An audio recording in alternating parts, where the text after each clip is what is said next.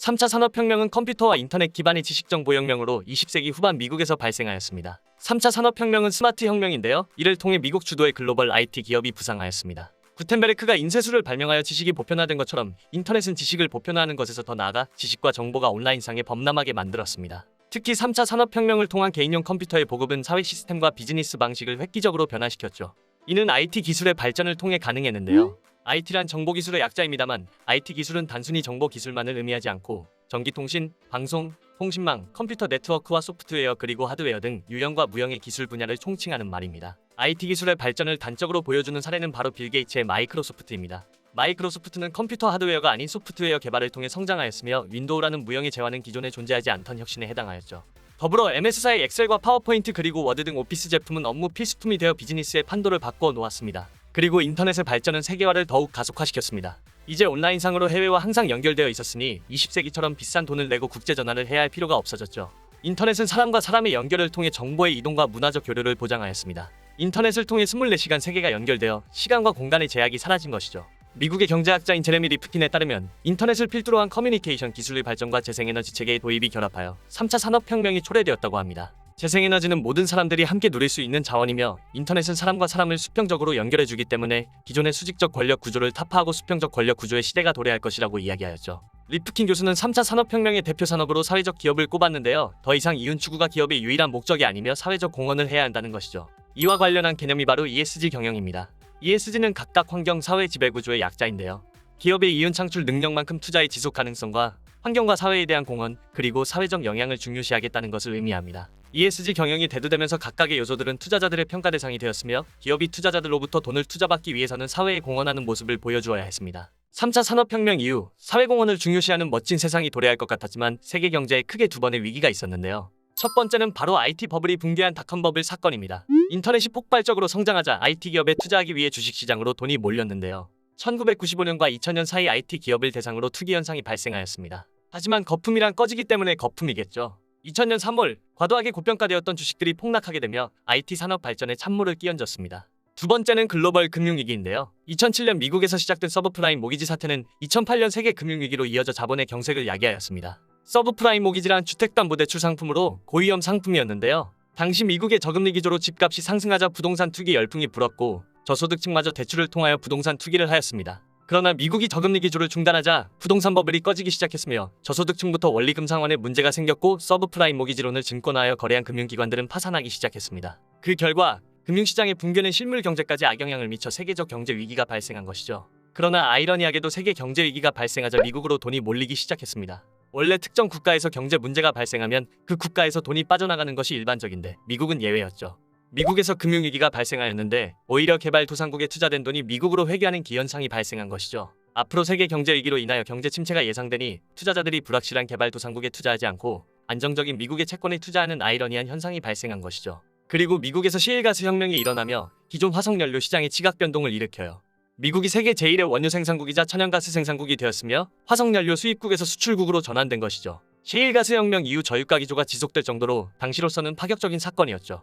결국 미국이 경제 위기로 흔들렸으나 실물 경제를 기반으로 다시 일어설 수 있는 기반이 마련된 것이었죠. 그래서 미국에서 4차 산업혁명이 일어날 수 있게 된 거죠. 4차 산업혁명은 2010년대 중반에 시작된 IoT, AI, 빅데이터 기반의 만물 초지능 혁명입니다. 빅데이터는 인공지능인 AI를 통하여 유효한 정보로 변환되고 사물 인터넷인 IoT는 AI가 가공한 데이터를 더욱 편리하게 사용하게 만들므로써 4차 산업혁명은 사람, 사물, 그리고 공간을 초연결, 초지능화하여 산업구조와 사회 시스템의 혁신을 이루어냈다고 평가받고 있습니다. 20세기 핵심 자원이 석유였다면 21세기의 핵심 자원은 데이터로 변화하고 있는데요. 이 사실을 명확히 보여주는 자료가 바로 글로벌 기업 시가총액 순위입니다. 막대한 석유 덕에 먼치킨급으로 성장한 사우디아라비아의 국영기업 아람코를 제외한다면 미국 주도의 글로벌 IT 기업들이 강세를 보이고 있는 상황이죠. 4차 산업혁명 기업들은 IT 기술에서 한 단계 더 나아가 ICT 기술을 선보이고 있는데요. ICT란 정보통신 기술입니다. 정보기술에서 통신이라는 단계가 추가된 것이죠. 다만 각각의 기술들이 고유하고 독특하니 하나씩 뜯어서 살펴볼 필요가 있습니다. 데이터의 양이 매우 많고 증가 속도가 빠르며 종류가 매우 다양한 데이터를 빅데이터라고 합니다.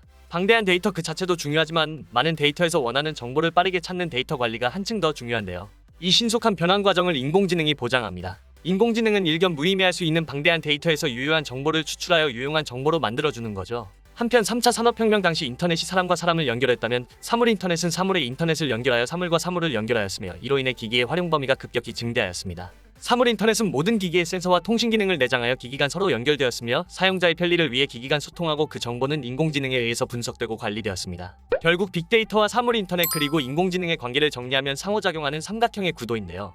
빅데이터는 인공지능을 통하여 유효한 정보로 변환되고 사물 인터넷은 인공지능이 가공한 데이터를 통해 사용자가 편리하게 이용할 수 있도록 해주는 것이죠. 이와 같은 구도를 가능하게 한 기술이 바로 클라우드 컴퓨팅입니다. 클라우드란 인터넷상에 마련된 서버에 정보를 저장하는 시스템을 의미합니다. 더 이상 오프라인 하드웨어에 정보를 저장할 필요 없이 온라인 서버에 정보를 저장하고 분석과 관리의 대상이 되어 사용자의 편리를 위해 정보가 재가공되는 것이죠. 클라우드 컴퓨팅은 아마존에서 먼저 시작되었습니다. 아마존은 블랙 프라이데이에 몰리는 주문 처리를 원활히 하기 위해 막대한 전산 장비를 투자하였습니다. 그러나 블랙 프라이데이 기간 이외에는 막대한 정보를 처리할 일이 없었고 블랙 프라이데이 이외의 기간에 유유 설비를 임대하여 클라우드 컴퓨팅이 탄생하게 된 것이죠. 한편 최근 가상현실 세계가 주목받고 있는데요. 가상현실 세계에서 현생에서 못다 이룬 자아실현과 부동산 투자 등의 컨텐츠를 즐기고 있는 것이죠. 심지어 페이스북이 사명을 메타로 변경하며 앞으로의 시대는 가상현실 시대라는 것을 천명하고 있습니다. 가상현실과 함께 가상화폐도 주목받았었죠. 가상화폐 하면 비트코인을 떠올리시고 비트코인이 정말 화폐인지 의문을 가지실 텐데 사실 비트코인으로 대표되는 가상화폐는 블록체인 기술을 통해 수직적 거래 관계를 수평적으로 바꾸었으며 거래 비용을 획기적으로 절감했다는 평가를 받고 있어요. 블록체인 기술이란 데이터 분산 처리 기술이거든요. 데이터 블록을 마치 체인 형태로 연결해서 수많은 컴퓨터에 동시에 복제해서 저장하는 기술이에요. 그 결과 중앙 집권적인 정보 처리 기관이 필요 없어지게 되고 누구나 투명하게 거래에 참여할 수 있는 공공거래장부가 형성되는 셈이죠. 블록체인 기술만큼이나 주목받는 기술이 자율주행인데요. 자율주행 기술이 가장 앞서 있는 회사는 테슬라고요. 일론 머스크의 테슬라는 자동차 기업이냐 IT 기업이냐는 논란이 있을 정도인데요. 자율주행차는 배터리에서 센서로 전력 공급이 필수이기 때문에 기본적으로 전기차 기반이고 자율주행을 위해서는 소프트웨어 프로그램이 필요하기 때문에 테슬라가 일반적인 자동차 회사가 아니라 첨단 IT 기업이다. 이런 평가를 받고 있는 것 같아요. 미국의 산업적 측면에서 테슬라가 큰 의미를 갖는다고 하는데요. 테슬라를 통해 독일과 일본 등 다른 국가들에 내주었던 자동차 산업의 주도권을 가져왔기 때문이에요. 한편 기술이 진보함에 따라 단시간에 처리해야 할 정보의 양도 많아지고 있는데요. 5G 통신은 4G 통신보다 무려 20배 빠른 속도를 자랑하며 통신의 신속화를 가능하게 해주고 있습니다. 정보 통신이 빠르다는 것은 동일 시간에 처리하는 정보의 양이 증가함을 의미하기 때문에 만물이 연결된다는 초연결성을 특징으로 하는 4차 산업혁명 시기에는 굉장히 중요한 부분입니다. 이렇듯 기술이 빠르게 발전하니 사회도 급변하고 있는데요. 몇 가지 사례를 살펴보면 로봇의 발전 속도가 더욱 빨라져서 스스로 학습하는 로봇이 등장하기에 이르렀다고 합니다. 로봇은 점차 인간의 노동을 대체하고 있으며 향후 인간 대신 기계가 모든 노동을 대체할 것이다라는 전망도 있고요. 사람들이 일자리를 잃게 되니 기본소득을 지급해야 한다는 말이 서구권에서 먼저 나오게 된 것이죠. 3D 프린팅 기술도 획기적으로 발전해서 3D 프린팅 기술로 집을 짓는 시대가 도래했다고 해요. 인간이 노동을 해서 집을 짓는 것보다 컴퓨터로 데이터를 입력해서 프린팅 해버리는 게 더 빠르고 효율적이니까 앞으로 건설업계도 점차 인간이 필요 없어지게 될 것이다라는 전망도 있고요. 확실한 건 21세기 후반으로 갈수록 인간의 노동력에 기반한 일자리는 많이 사라질 거라는 거죠. 4차 산업혁명 시기의 또 다른 사회적 특징은 공유경제인데요. 공유경제란 한 재화를 여럿이 공유해서 사용하는 공유소비를 기본으로 하는 것입니다. 공유경제란 자칫 잉여 자원이 될 수 있는 재화 활용을 극대화하는 것이며 이를 통해 인플레이션을 억제하는 인플레이션 파이터라는 별명도 얻었죠. 공유경제 현상은 20세기 대량 생산 대량 소비 시대와 비교하면 전례 없는 현상인 것 같아요. 앞서 설명한 클라우드 컴퓨팅도 일종의 공유경제의 개념으로 볼 수 있고요. 공유경제의 대표적 사례가 우버와 에어비앤비인데요. 우버는 스마트폰을 통한 승차 공유 서비스입니다. 우버는 집에 있는 자동차를 이용해 누구나 여유시간에 택시기사가 될 수 있게 해주고 있어요. 운전자의 신상이 우버 앱상에 등록되어 스크리닝 되기 때문에 범죄 위험도 상대적으로 덜하다고 하고요.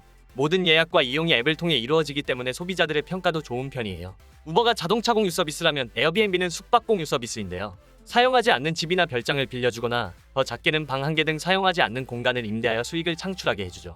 내가 해외 출장을 가서 우리 집이 빌 때 집을 임대해서 소득을 올리는 거죠. 전 세계적으로 2초당 한 건씩 예약이 이루어지고 있다고 할 정도로 에어비앤비는 세계적 트렌드가 되었죠. 네, 지금까지 각 산업혁명과 그 특징들에 대하여 간략히 살펴보았는데요. 오늘 준비된 영상은 여기까지고요. 다음번에 더 좋은 영상으로 찾아뵙겠습니다.